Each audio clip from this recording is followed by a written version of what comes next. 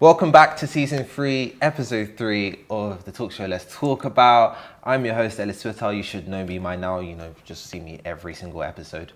And my guest, my special guest, as always, as amazing, as lovely as they all are. Tia Watts, how you doing, darling? Hello. I'm good, thank you. How are you? I'm good, thank you. First of all, massive pleasure to have you on as well, because thank you for even trusting me, because we've met like once. Yeah. We've met once. Many years ago on a shoot, on a university shoot. Mm-hmm. And the irony of that, one of my cousins literally just tagged me in it. Yeah. Literally last night, and I was just like, oh my God. It gets around, it stays there. Yeah, it's still around. So like, I saw on a motivational video once, and I was kind of like, oh wow, like okay, like I think it's still there. yeah, like cool. It's shocking because you do that so long ago, and then all of a sudden it pops up in the most random places. Yeah. And it's kind of, I've had my sister's friends send it to me and be like, send it to her and be like, oh my God, is this your sister? It'd be like on a YouTube ad or something like that, and I'm like, I do not remember that. But yeah, a long time ago. I sat there watching it like, that's me. That's me. Oh my gosh. And she was like, I've either found you or this is your doppelganger. And I was like, no, it's me. But no. Yeah. I do need to find my doppelganger though. So wherever you are, let me know. Oh my God, that'd be a bit scary though. No, we'll cause mayhem. Or not. Firstly, how are you? How's your day been? Get here all right? Yeah, no, it's been really good. Pretty chilled. Slept on the way, so. There we go. So see, brilliant. Good. So nice did I. and Lovely. All right, so we're getting into this as well. You're an actress, an amazing one at that. Thank you. And you've been doing a hell of a lot. Was talking a bit off camera as well.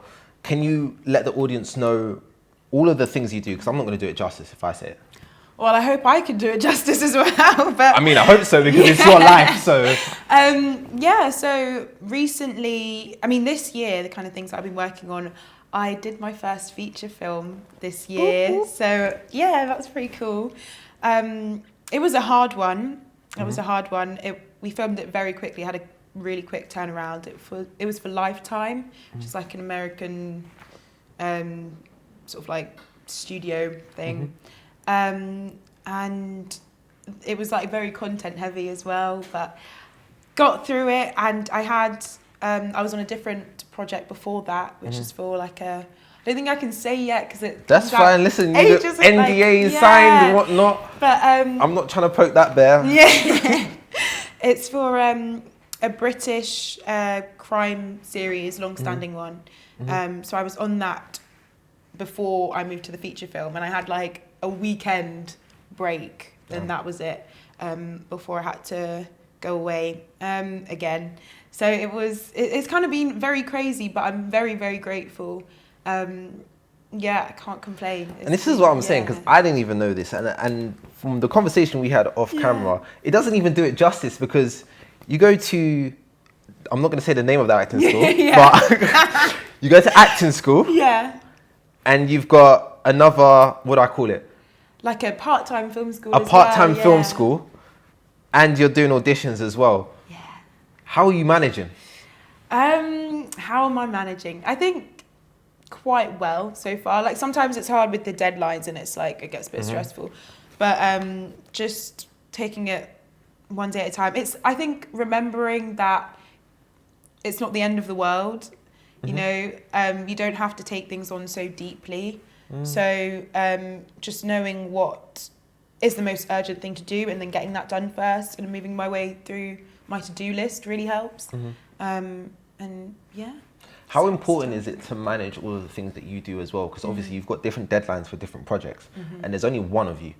Yeah. So you're very much like, okay, and then you have a life as well. You know, like everyone kind of forgets just because you go to certain places or whatnot, like you actually have a life, like, you know, sometimes money has to be made, people, like, oh my gosh. But how do you manage your deadlines across various different things that you're involved with? Because you mentioned having a to-do list. Is that something that is very important? Yeah, because I feel like for everyone it's really important. You get really overwhelmed not knowing what you have to do, but knowing that there's stuff that needs to be done. But when it's not specific, then you're like, I don't know where to start. So just I make so many to-do lists probably in a day. And like I have physical calendars as well, because I just find that helps a lot more than having it on my phone. So that's really good as well. But just listing out every single tiny thing that I need to do and that I need to remember, because in such a busy day-to-day life, you forget things. So I even have a corner for, even if it's not on the to-do list, it's remember something about this, or even think about this later because I will forget.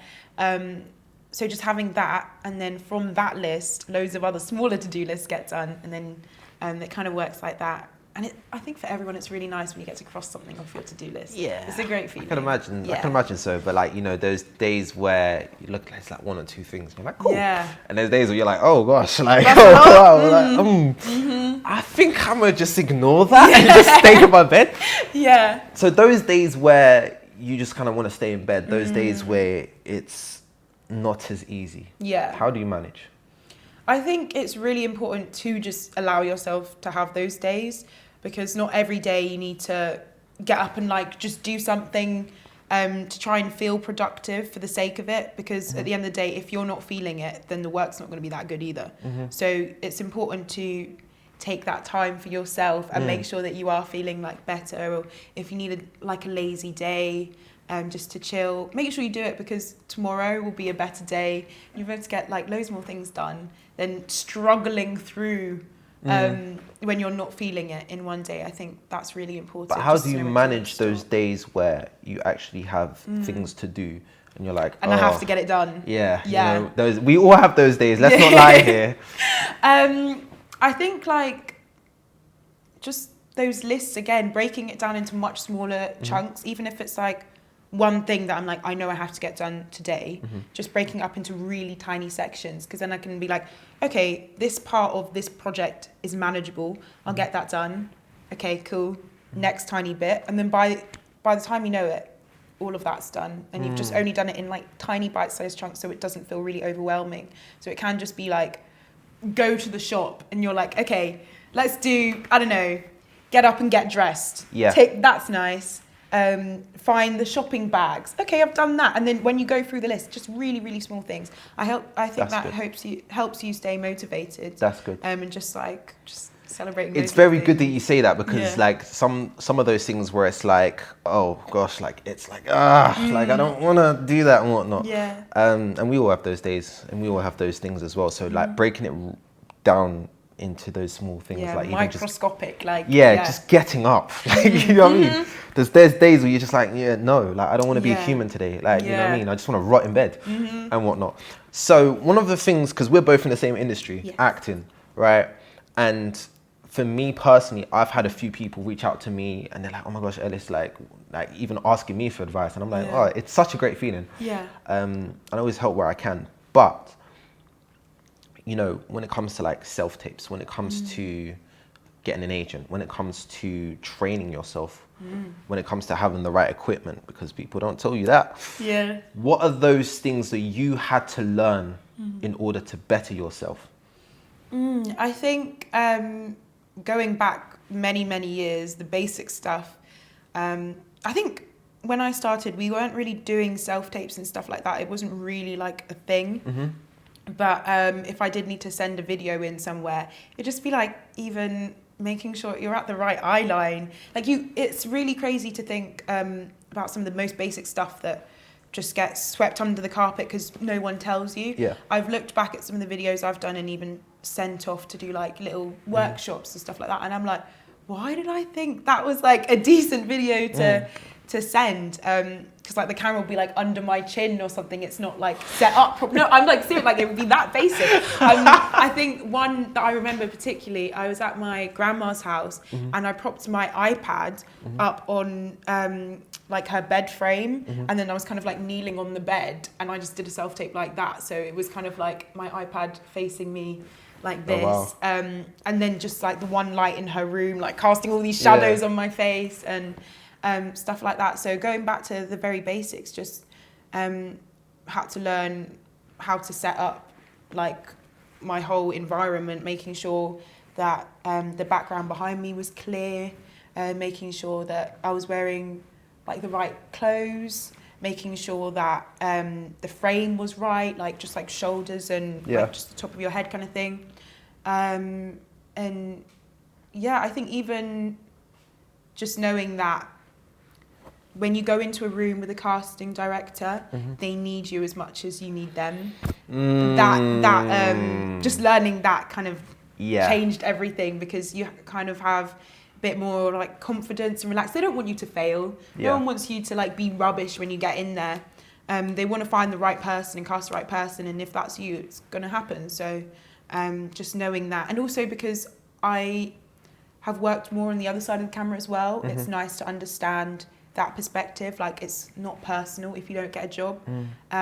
So just like simple things like that we take for granted, knowing now, but in the beginning it's like you need to know. I love that you said that, because it's like these things, you know, actors can give up so easily. They beat themselves up. They take it personal. It's not personal. Trust me. I've been in rooms with like big directors and big like casting agents, and I've fumbled, and you're just sitting there like, oh, whatnot. But you also just that mindset of they need you.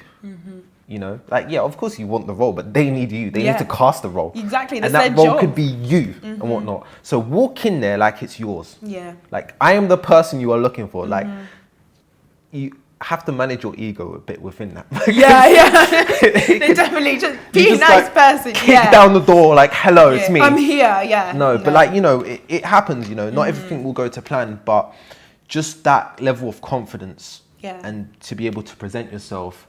The small things, like what I tend to do, and this is a good little trick. You shake everybody's hand. Yeah, really? Everybody's hand. And the reason why you do that is because it leaves an impression. Hi, I'm Ellis Witter. Nice to meet you. Nice to meet you too. Do you know what I mean? You give them a smile, they're going to remember you. Yeah. So if you don't get that role, but then 2 years, oh yeah, that Ellis Witter guy. Oh yeah, I remember. He can, let me see what you can do. Yeah. And that's literally kind of what's happening now. So for me to even, not to say give you that, but for me to maintain that, it's those things that no one tells you. Yeah. You know? The small things that set you apart as well, yeah. There you go. And those things that set you apart could end up you getting a role which can change your life, which can lead to multiples, etc. Like, come on, like, we know the deal and whatnot. So when it comes to self-tapes, another thing that people don't really give you the ins and outs of is, in terms of camera quality, there's that as well. But obviously you're not expected to buy the best camera ever or whatnot. No. But when it comes to just presenting yourself and whatnot, and there's days when you're not okay, you know? We all have those days, so let's not lie here. How do you give the best version of yourself when you are not at the best point of yourself? That's a good question. I think music really helps me personally. I always do my self-tapes with my mum, and she'll know. She'll say, shout out to my mum. Love the mum. She'll know, like, if I'm not really in the right headspace or mood to like put on my best performance, even when it's like doing your ident or slate, like saying, hi, my name is blah blah, and you're just like in such a bad mood, you just want to go like, we always put on some music. We've got some great speakers, and we just like dance it out, and just for a good few minutes, just shake it all out. And then by the time that's kind of happened and we've danced and we've sang and all of that, it pretty much works every time, to be fair. I haven't come across an instance, luckily, where at the end of it I'm still like, I don't want to do this.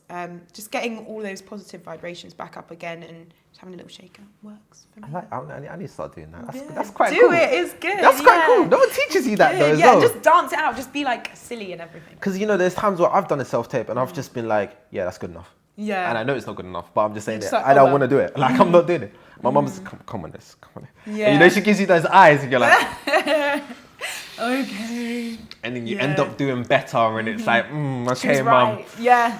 Fine. Get the best out of me. Yeah. Don't want to. Not. Okay. because we're really going to break down the acting thing. Okay. I really like it and whatnot. So getting an agent. Ooh, yeah. It's not easy. It's not easy at all. No. But it's kind of one of the necessary foundation things. What was your journey like within that? This was a long time ago, to be fair. So I think when I first got with the agent I'm with now, it was because I moved with my booker. So my booker changed agencies and I went with her.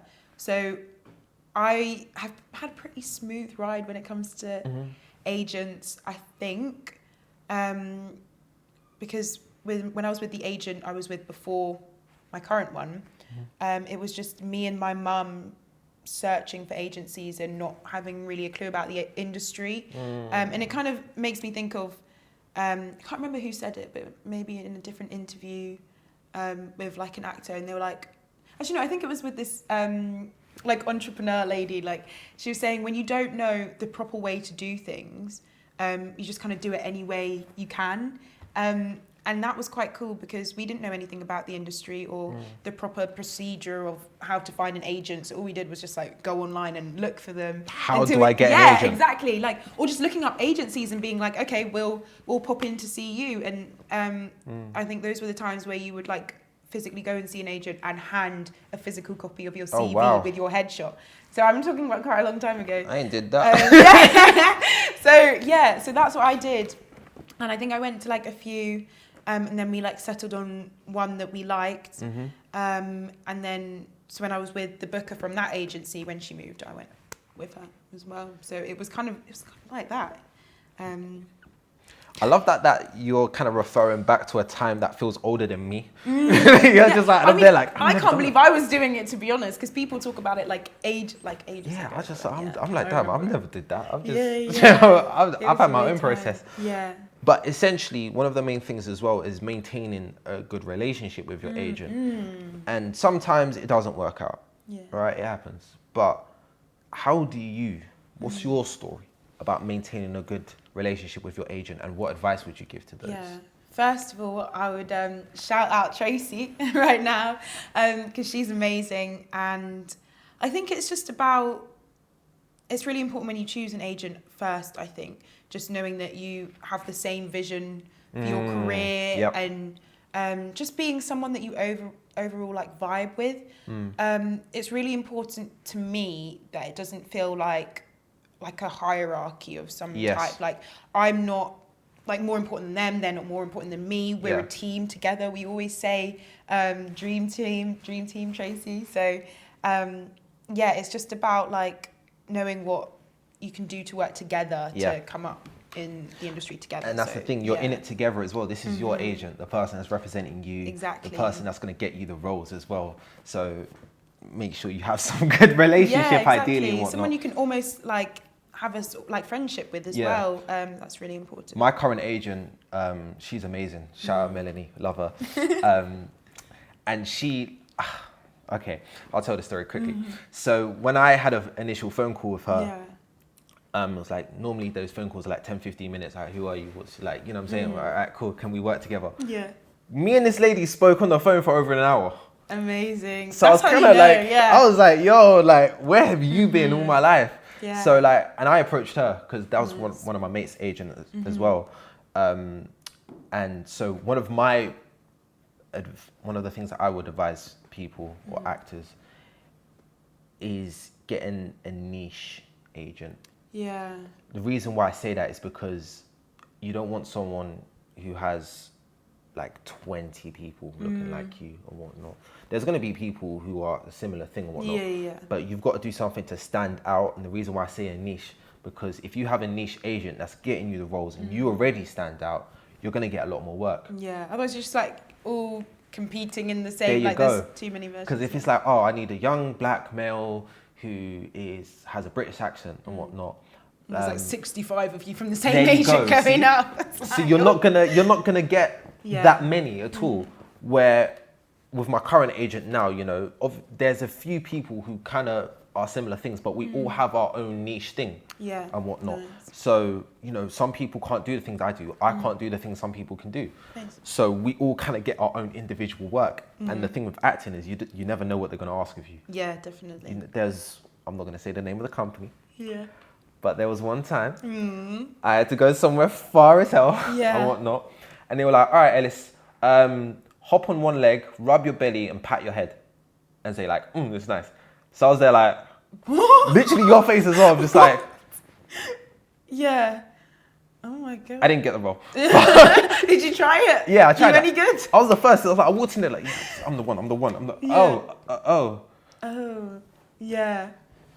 Oh my God. Yeah, no, okay, cool. Yeah, I've never had anything like that before. You made me come all the way here just for that.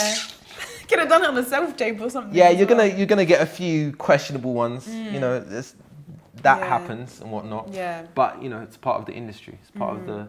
Definitely know where you want to draw the line as well. Like know where your boundaries are, because there's no don't go up for anything or put yourself in a position where there's something you're not comfortable with, or just there you go. Make it known. Make it known.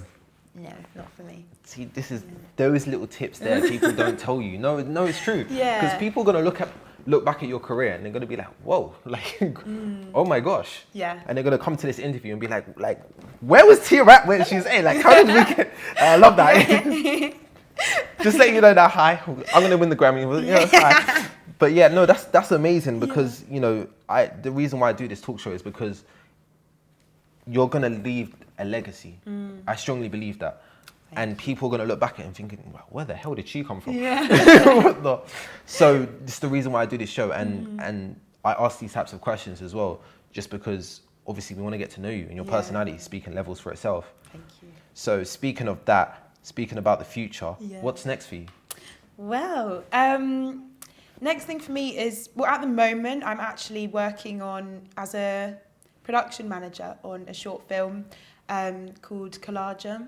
And it's a sci-fi short film about a young black man who meets an alien in like modern day London. It's really, really cool. And I'm working with some amazingly talented people. I think I'm just gonna be doing shout outs throughout this whole thing. Shout out to Judah and Kaylin, who are the co-writers and co-directors of it. And yeah, like we're working on this and we're filming at the end of September. I've also got a role in it as well. So that helps. Yeah, in front of. I mean, I did the behind. I was production manager first, and then I was like, yeah, cool. I'll be the sister too. Like, yeah. So can do both. What makes you? Because obviously, as an actor, you want to be in front of the camera, right? Yeah. But I think it's also good to learn behind the scenes as well. But what made you take that role of production manager as well? Was it something that's like? So, in terms of what made me interested in the other side of the camera completely is just I watched Desmond's for the first time. Yeah, when I was like 14, I think. What a show! Yeah. So I watched Desmond's and I was like, I didn't know what I was missing, you know. I saw it and I was like, where has this been my whole life? This is so cool. Those shows. I love those shows. Yeah, and I really didn't think any of that existed. And obviously it is like from the 90s, so there's been a sort of big gap in terms of like Black British shows and with West Indian influences and things like that. But it really opened my eyes, and at the time as well, things were quite slow in terms of getting work as an actor too. So I was like, I'm always sitting around waiting by the phone. I don't want to do that anymore. I want to go out and make my own things and create my own projects. And so I started working on like the sort of first sort of ideas and drafts of a TV sitcom like that is really close to my heart. And from then on, I kind of looked at how do I study film more? How do I get on the other side of the camera?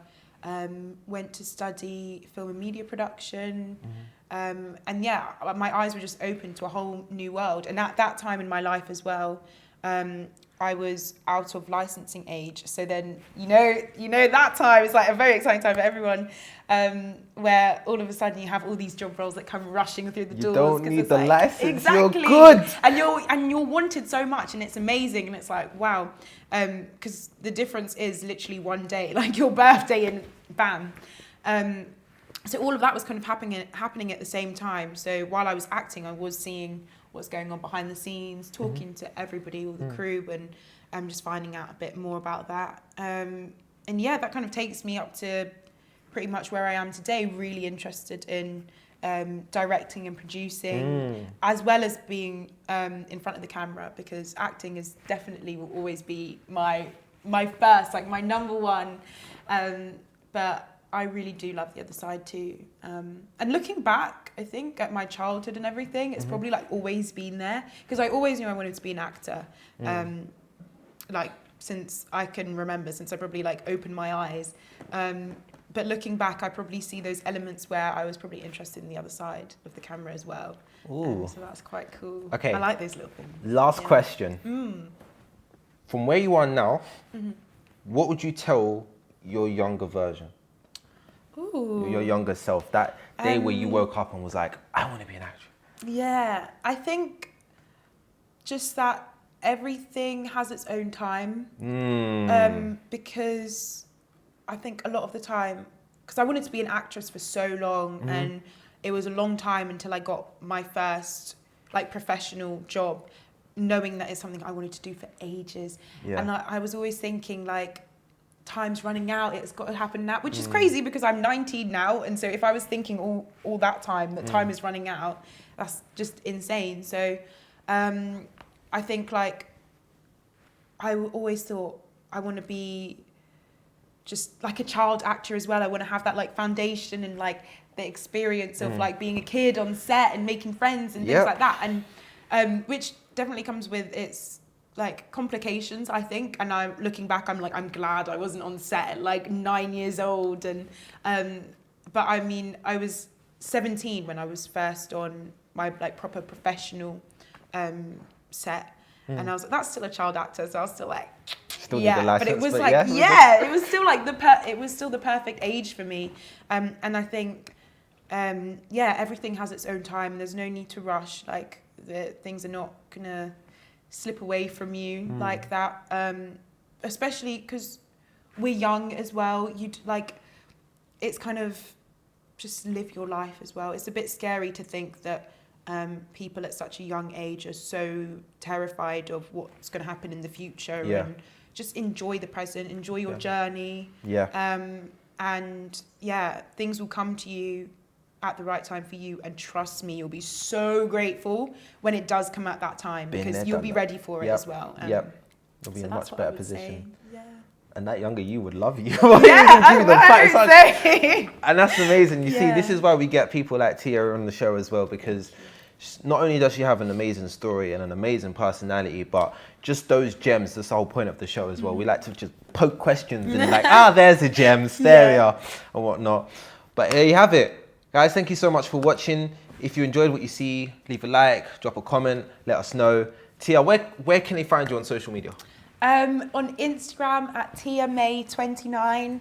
I think there's a Twitter with the same handle as well. Can't say I'm that active on it, but it's there.